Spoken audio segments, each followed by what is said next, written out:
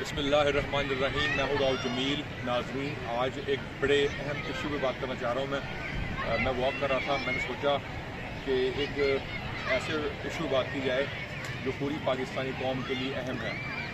IMF نے حکومت پاکستان کو مجبور کیا کہ آپ پیٹرول اور ڈیزل کی قیمتیں بڑھائیں، ادروائز ہم آپ کو فائنینشیل سپورٹ نہیں دیں گے. تو میرے پاس آج دو ریکویسٹ ہیں.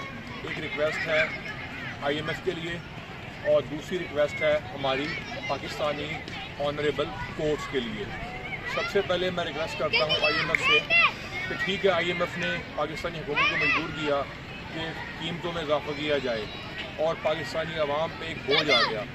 اب میں یہ بھی ریکویسٹ کروں گا IMF سے کہ کاش وہ ہماری حکومت کو یہ بھی کہے کہ جو ہمارے سرکاری اخراجات ہیں، جو سیلریز ہیں، جو گاڑیاں ہیں، جو پکس ہیں جو ملے ہوئے ہیں وفاقی وزراء کو، صوبائی وزراء کو، اس کے علاوہ ٹاپ لیول کے لوگوں کو جو سرکاری محکموں میں جاب کرتے ہیں، ان کے اوپر بھی نظر ثانی کرے اور ان اخراجات کو بھی کنٹرول کرے، تاکہ کم از کم ان کو بھی پتہ لگے کہ اگر ایک برڈن جب عوام پہ آتا ہے اور وہی چیزیں کنٹرول کی جائیں اور انہیں سیکریفائز کرنا پڑے، اپنے ایکسپینس کم کرنے پڑیں، تو انہیں کیسا فیل ہوتا ہے، ان کی فیلنگز کیا ہوتی ہیں، ان کے جیسچرز کیا ہوتے ہیں.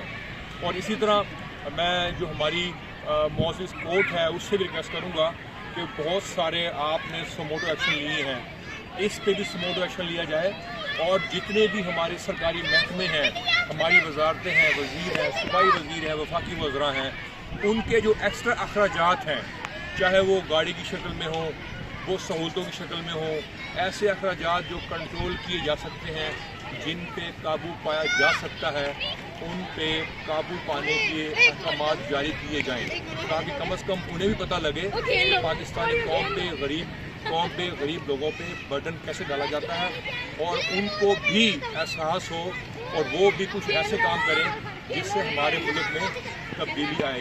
السلام علیکم. Thank you. اللہ حافظ.